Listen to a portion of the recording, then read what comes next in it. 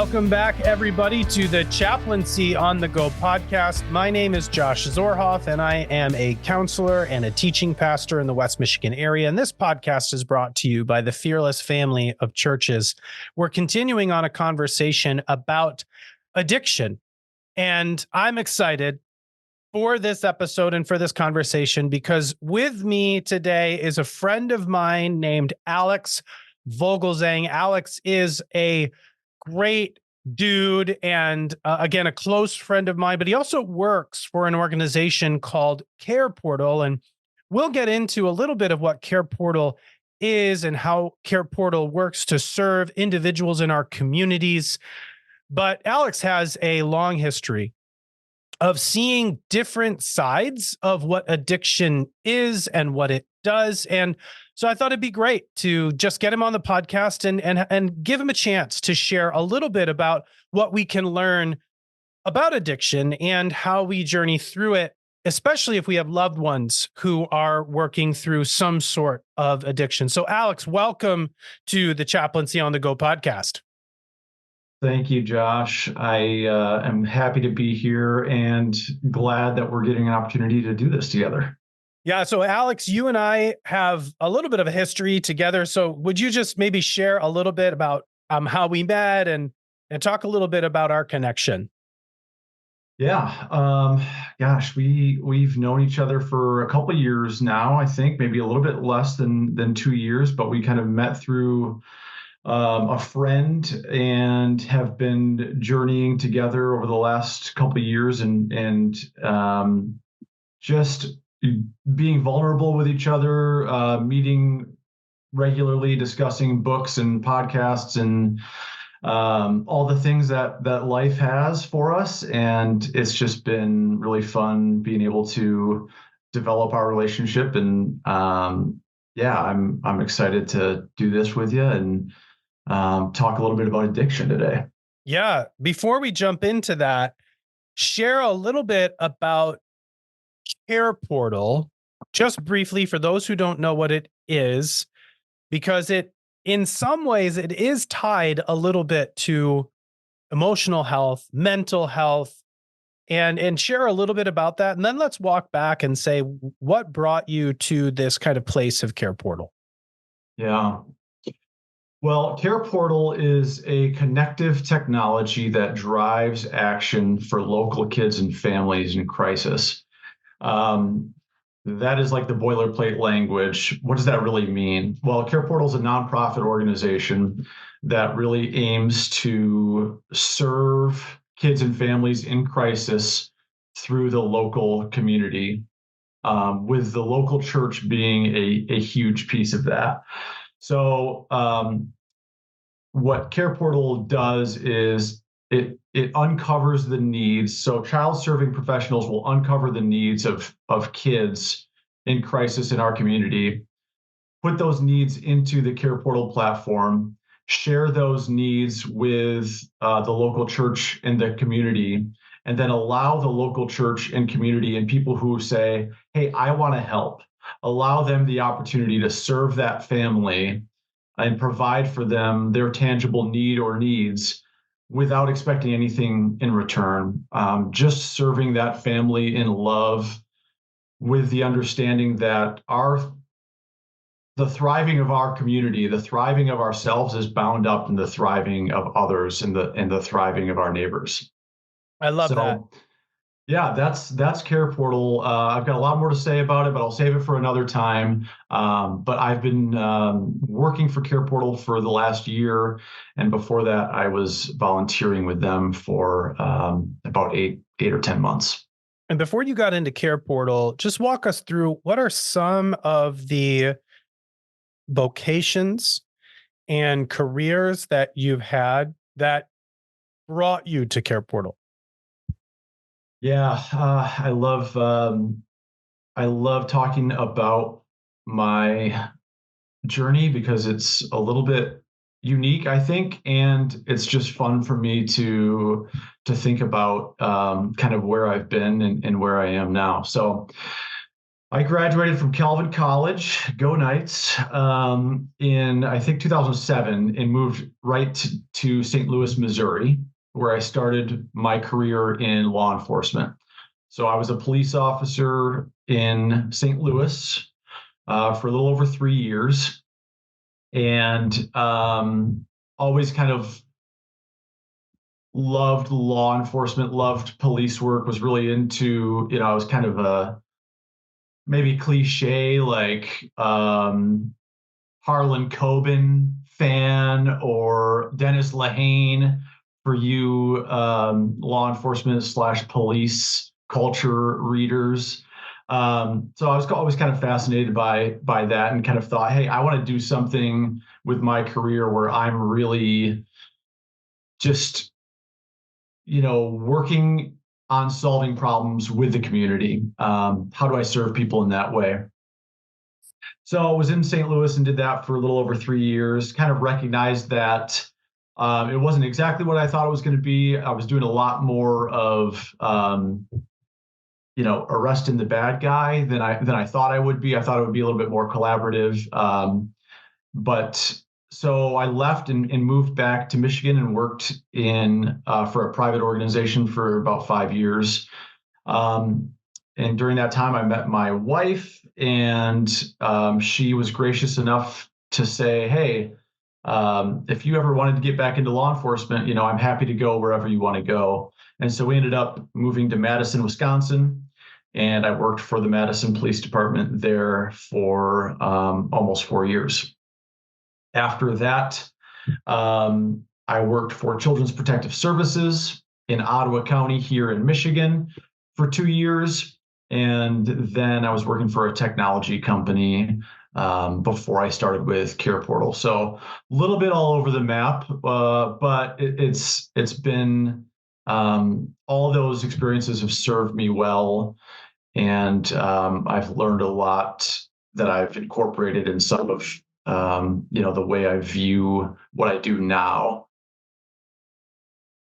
So law enforcement, child protective services, I imagine that those two careers gave you an insight to things like substance abuse and addiction. And so from that perspective, you have some insights, but then there's also a personal connection to it. And I just, as we got in here, would you share a little bit about your history with that? Yeah. Yeah. So I'm intimately familiar with addiction because I had a parent who was an addict. So my mom, for as long as I can remember, struggled with addiction to alcohol and other substances. And what's interesting about that, looking back, I think one of the things I think a lot about is as I was growing up, I didn't have the language that I have now to really recognize what I was experiencing and what I was living through, being the child of an addict, but doing the work of sitting in some of that grief and some of that trauma has allowed me to develop a better understanding of what was actually going on, and I can kind of look at some of the decisions I made and say, oh, okay, that makes sense because I was hurting, or because I was feeling lonely, or because I was so confused. So yeah, most of my life, I remember my mom, being an addict, and there are a couple of moments that, I really can kind of pinpoint and say that was a key moment. One of them was when I think I was 12 or 13, when I really realized, Josh, something's not right here.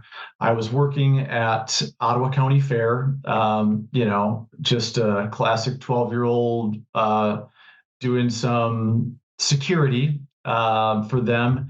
And I came home, it was late, and my parents had some friends over, and I kind of walked into this hurricane of really my mom at her worst, and I remember sitting on the basement steps thinking, I'm embarrassed. I'm going to have to say something to my mom's friends. How do you do that as a 12 or 13-year-old boy? B, I'm scared because I don't really know what's happening. And C, I'm so confused. What is happening? So there are some other moments too like that, but that was really kind of the first time where I was like, oh, okay, something's happening here, and it's not as it was designed to be.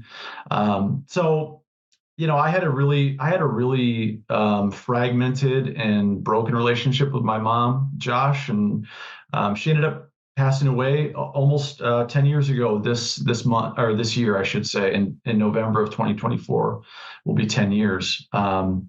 So, that is where I get my, I guess, foundation for what I experienced and what I know personally about addiction. Wow. Well, first of all, thank you for sharing that. I have a few thoughts as you say that. The first is for people listening who maybe have a loved one who is going through a journey of addiction, whether they're acknowledging it, whether they're aware of it, or they're in the process of recovery. We'll talk about that a little bit later, I'm sure, but just there's so many different stages to addiction. But a few things stand out to me. One, if you are struggling with an addiction, and I've seen this from a counseling perspective and as a pastor, I've had people say, like, it's something I do. It's my thing. I do it to relax, or I do it to escape. And like, it's not that bad, or I'm not hurting anyone or whatever. And I think the lie of that addiction is that, hey, you know what? This is okay. You're in control. No, kids are young. Your kids are young. Kids are resilient, thankfully, like they're protected, and kids aren't going to remember that or whatever. And that is completely untrue. Completely untrue. Even if you as a child can't remember everything that happened, there's so much disruption that addiction causes in the home that has a ripple effect into a child's development and a child's behavior. Yeah. And I would even say, I see that extending generations, because the way that the conversations I have with my kids about Grandma Lynn, about, well, why'd she die?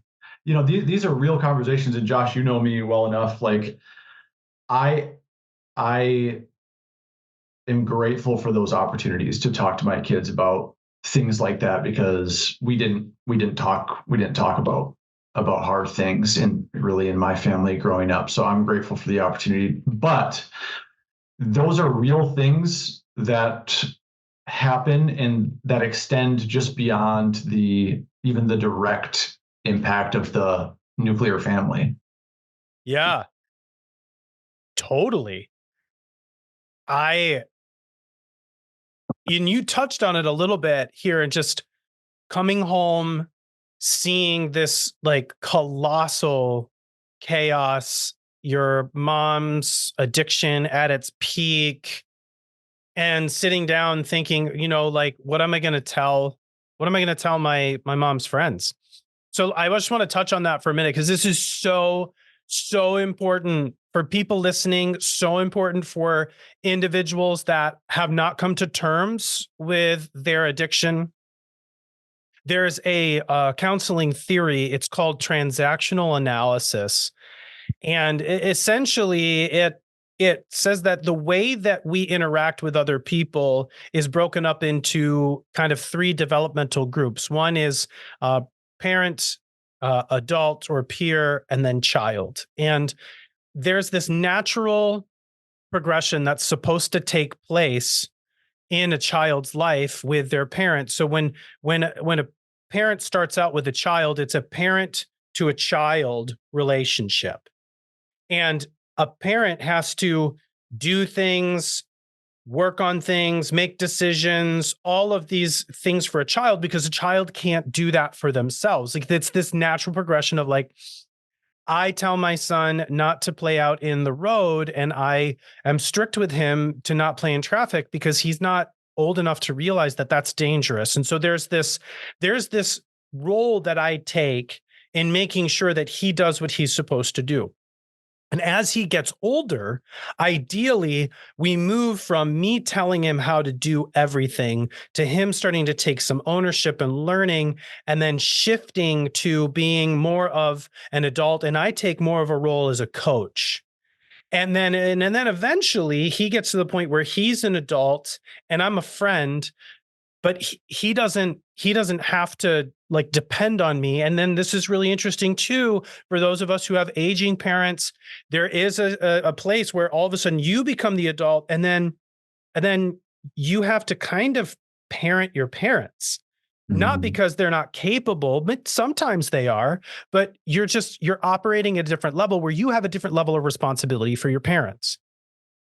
What happens in addiction, especially in relationships and especially with children, is it flips everything upside down. And so you have a parent who is by biological responsibility in a space where they are to care for a child. But because of their addiction, the child is forced to care for themselves in a lot of ways, and then also forced to care for their parent, whether that is cleaning up the beer cans, or getting up early and making breakfast for the younger kids, or apologizing to family members, or you name it. They're taking on more responsibility in that relationship than they should, than it's designed to be.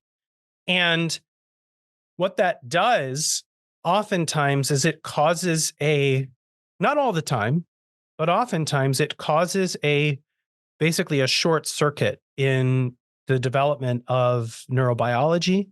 And it forces kids to essentially, instead of being a kid and learning, it forces them to grow up faster than they should.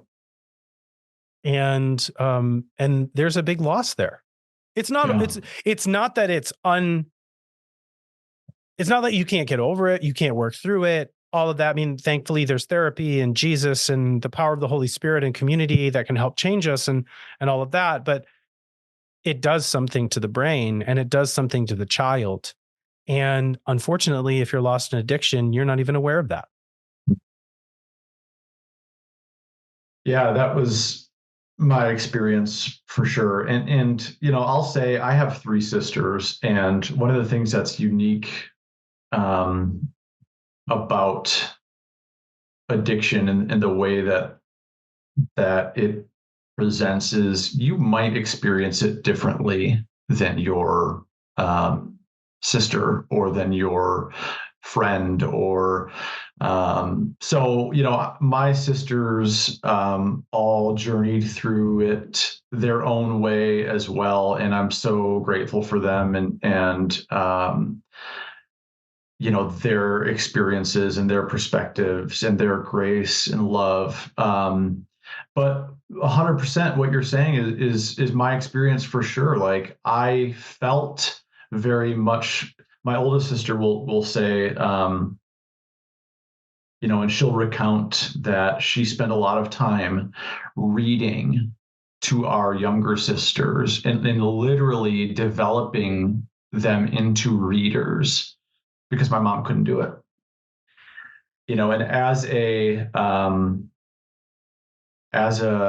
13, 14-year-old girl, like,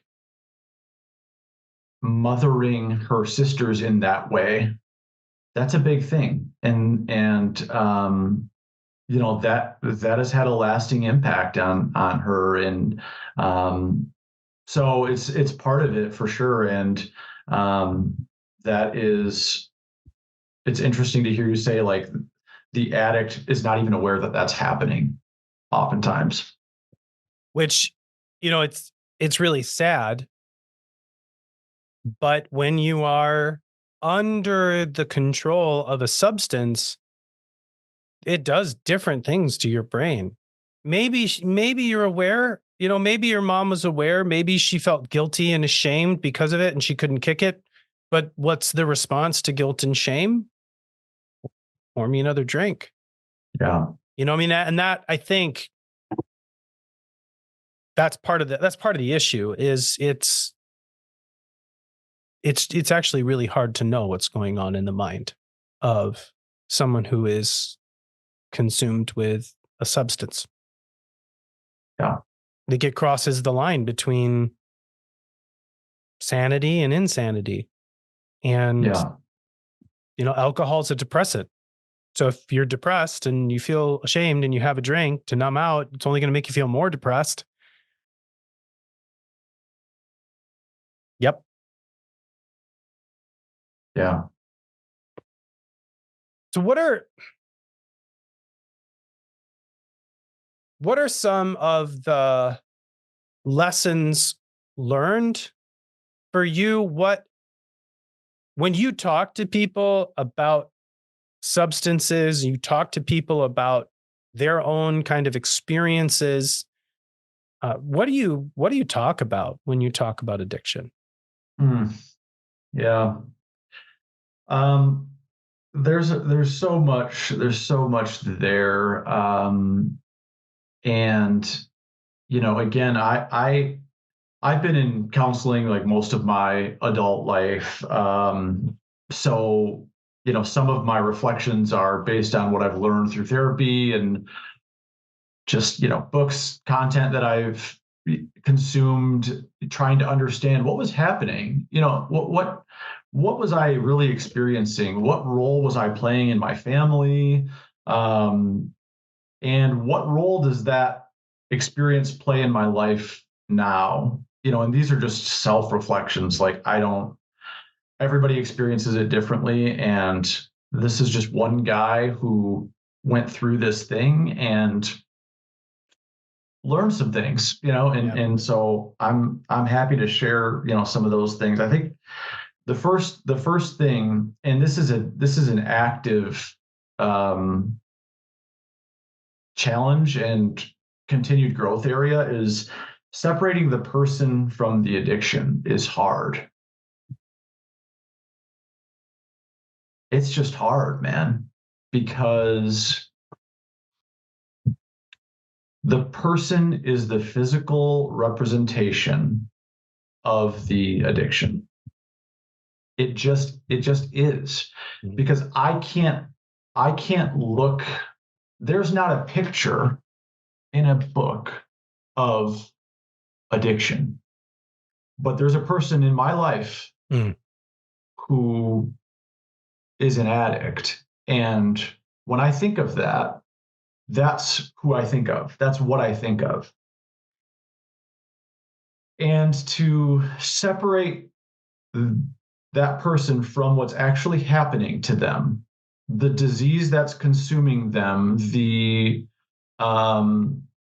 that's really hard. And that's an active thing. Like, even now, my mom's gone. My mom's been gone for 10 years. Even now, I'll find myself having, holding resentment at times. And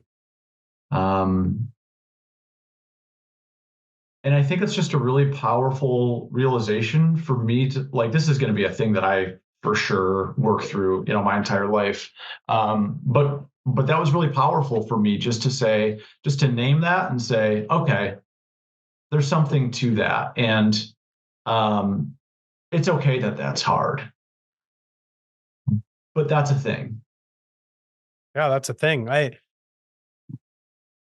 That idea that the person is essentially the personification of the addiction, and where it's true that we are more than the sum of our failures. Absolutely true. We are not defined by what we do, especially for those of us in Christ. We're defined by what Christ has done for us. That's true, but it's also really, really hard to embrace when you've seen someone essentially under the influence, no pun intended, of something that they didn't have control over, or they let have control over them. And it literally shapes your childhood or your Yeah. marriage or your job. Yeah. Yeah. So, that I think was key for me. I think, walking down the road a little bit, the next kind of thing that I recognize now is recovery is not a destination. And people who are familiar with addiction have heard this probably a million times, and you're not ever recovered. You're always in recovery. And I think for the family member or for the friend or for the coworker who is impacted by someone close to them's addiction, that's important. That's important to understand, because that is a lifelong thing. And to piggyback on that, relapse is a part of that journey. It is not if. It is not. Well, there's a possibility of relapse here. It is a part of the recovery journey, and it is disappointing, man. It is sad, and it hurts. But if to be armed with the knowledge that that is part of the journey will at least help, or could at least help, with the expectations. You and I talk a lot about expectations and versus reality, and that's something I think I'm glad I know now. Maybe I Yeah. wish I would have known sooner, but Yeah. I mean, happiness equals reality minus expectation. That's the therapy formula for happiness, that if our expectations are essentially greater than the reality provides, we're probably going to be disappointed. And that yeah, we're happy to the degree that reality is greater than our expectations. That's sad. It's unfortunate. It's not fair. That's generally true of life. The challenge, and you're absolutely right. Statistically speaking, I think it was a few years ago, but and I'm sure maybe it's changed, but it probably hasn't. I think at best, Alcoholics Anonymous, which is probably one of the most tried and true recovery programs in the world. There are a yeah, few different ones. European models use some different things, but they essentially say, 93% of people who go into recovery through AA relapse in the first year. 93, that is there, and that is only 7%, go a full year without yeah, a relapse. And part of that, and we talked about this in the previous podcast, is there is a real neurological change that takes place once you go down the road of using a substance or sexually destructive behavior through a screen. Anytime you couple it with sex and you have dopamine or alcohol and you have all of these other chemicals, anytime you are working through a neural pathway with substances that are basically training your brain to say, this is what I need, that's always going to be there. I know a good friend who has been sober for over 20 years. And he tells people, never say never. Never Yeah. be the one who says, I will never do that again. And his whole point is, it may not be this year, it may not be next year, it may not be 10 years from now or 20 years from now, but there will come a day where that pathway is an option for you. Mm. And if you go into it with the mindset of, well, I'll just never go back there, you're setting yourself up for an unrealistic expectation. In fact, the healthier thing is to say, that's always an option. Yeah. And if left to my own devices, I will go back there. I will. Yeah. So what do I need to change in my life? What boundaries do I need to put up in my life to keep myself from ever even getting close to that? How do I stay as far away from that as possible?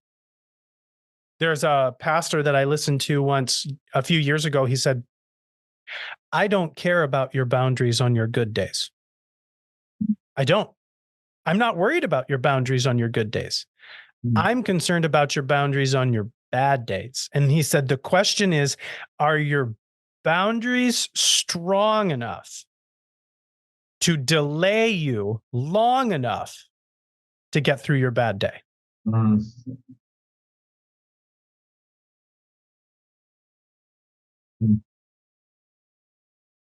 Yeah, I mean, you're hitting on something that is,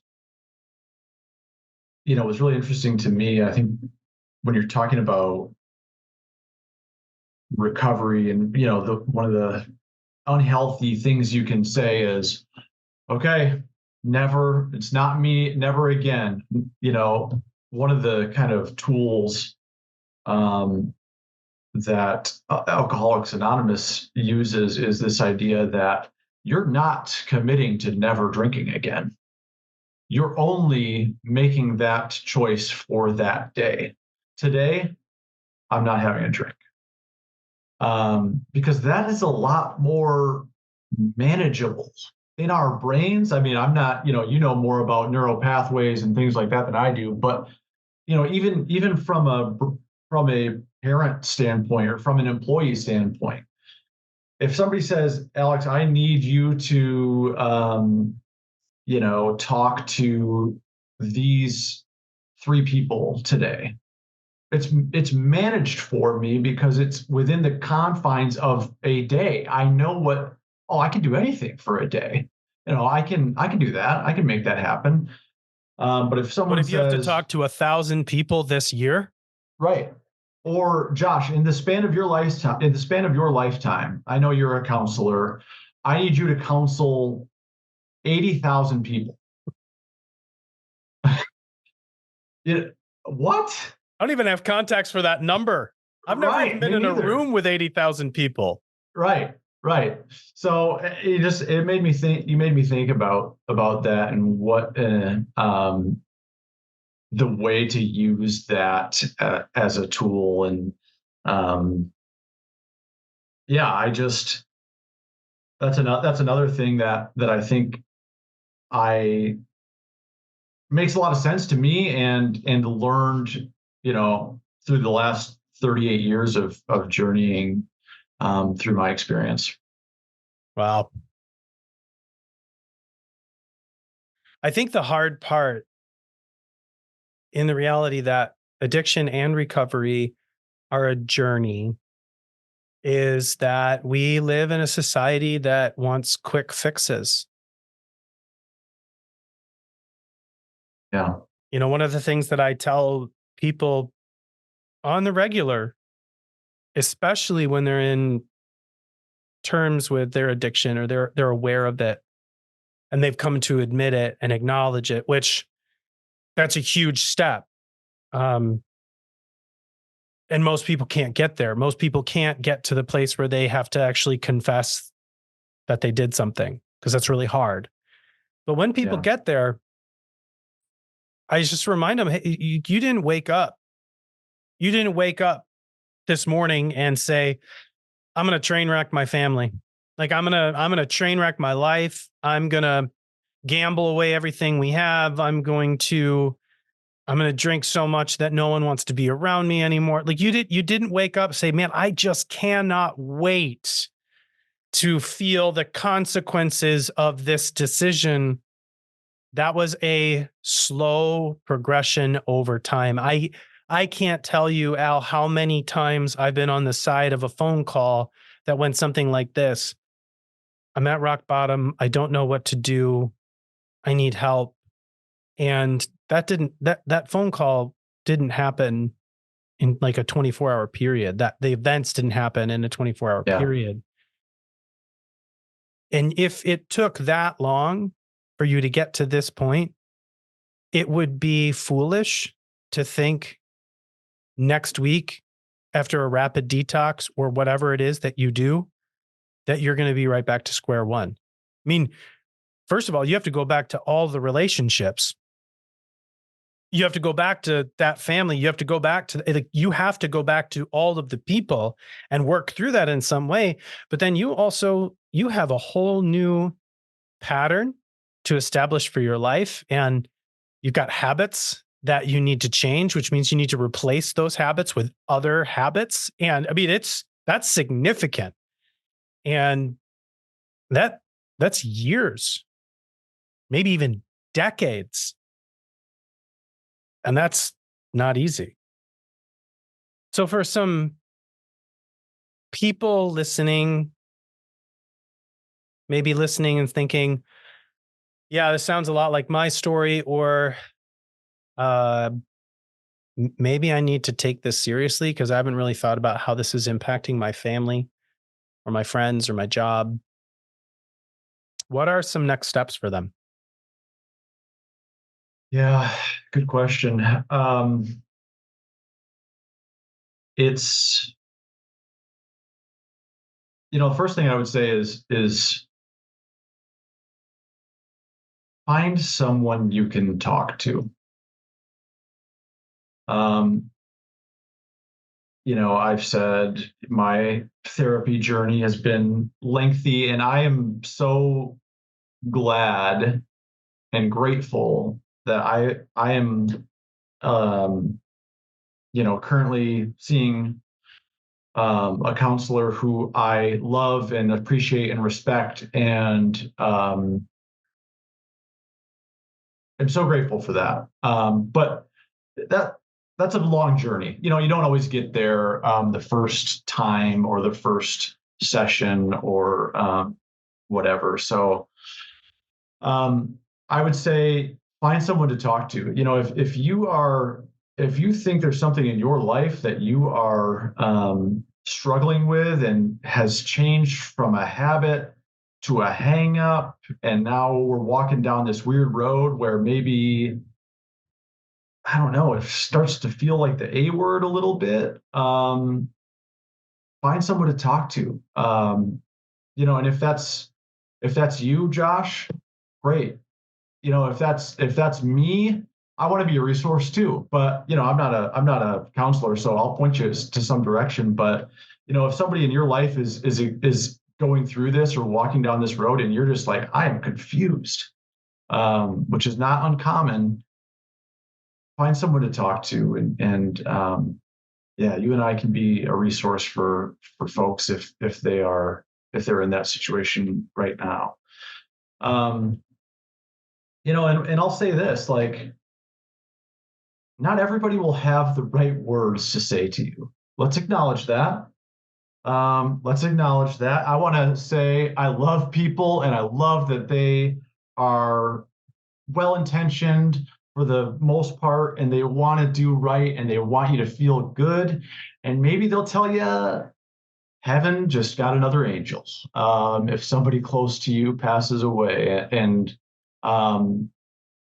we've got thoughts about that. You've talked a little bit about that, but people, I think it's hard. I guess what I'm getting at is it's hard to always know what to say, especially for somebody who hasn't journeyed through this before, because we want to fix it. We want to help so bad, man. We want to help and we want to make it better. But Um, that doesn't always happen with every person that you talk to about it, and that's okay. So just, kind of acknowledging that is part of the process too. And that's okay.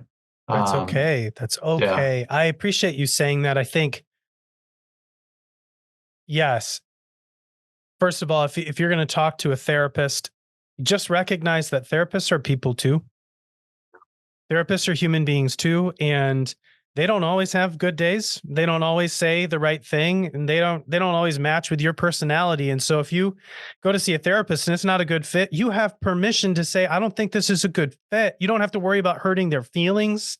That's on them. If that hurts their feelings, that's their problem. They probably shouldn't be in therapy. And I'm just saying that. I'm saying that As a honestly. therapist. If you are a therapist and your feelings get hurt that someone's like, I don't think this is a good fit, then you should talk to your therapist about that. And if you don't have a therapist, you should get a therapist, because I'm just saying, if you go to see a therapist and they don't see a therapist, it's probably not a good therapist for you to go to.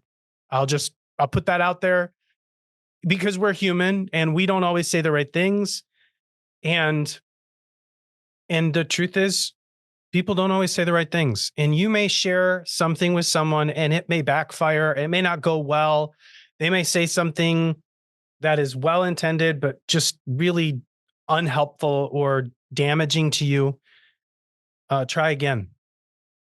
Try again. The only way, nothing can be healed until it is revealed. Mm. It cannot be healed until it is brought out into the light, until it is confessed in some way.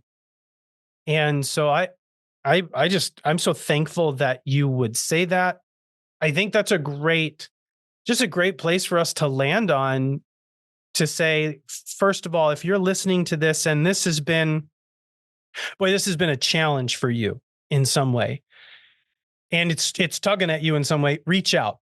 Reach out to someone you trust, someone you're close to, someone who knows a little bit about you. Reach out to a spiritual advisor or a pastor or a counselor. And if you don't have those people in your life, send us an email, chaplaincy@fearlessfollower.org. And if you want to talk to Al, just send an email and I'll put you in contact with Al. He is a really good dude and he will meet you somewhere or talk with you. It could be over the phone, but say something to someone and share that in some way. Or if you feel like this would be helpful for somebody else, just share the podcast with them. If you work in a company and you'd like to have us come in and talk a little bit about addiction, I'll bring Al with me. That'll be fun. Love that. Yeah, like he's gone with me to job sites before, so it's cool. It's just a good excuse to hang out together. But we would love to help in some way and help you find a resource. And Al, I'm super grateful for you. I'm grateful for the time. Thankful for you. Any last words for us as we come to a close? Yeah, thanks, Josh. I'm thankful for the opportunity to hang out with you and chat about this. The thing that kind of the resounding message in my head is actually from Steve Carter, your buddy, author of The Thing Beneath the Thing. And he kind of says, and I'm paraphrasing a little bit here, but to experience a full life in Christ is to live with nothing to prove, nothing to lose, and nothing to hide. And I just want to encourage people and say, if you feel maybe like you're not experiencing a full life in Christ, there's opportunity. There's opportunity there. Doesn't come without hard work, but there's opportunity. And so I just think about that a lot, because I think, when you talk about addiction, there's a lot of shame. There's a lot of guilt. There's a lot of embarrassment, I think, that comes along with that. And to look at it through the lens of what Steve Carter says there, nothing to prove, nothing to lose, and nothing to hide. And kind of, what you're saying about revealing that there's hope. There's hope there. And so I just want to end on kind of an encouraging note and say, I hope that, there is something in here that is worthwhile. And I'm just grateful for you, Josh, and the work that you're doing with the podcast. And thanks for the invite. I'm grateful for you, Al, and the work that you're doing in the world and the work that you're doing through Care Portal. We'll have some links to Care Portal and some information in the podcast notes. And join us next time as we continue this conversation, incidentally talking to another friend of mine and his wife about their understanding of addiction. And so that's all we have for you this time. We'll talk with you later.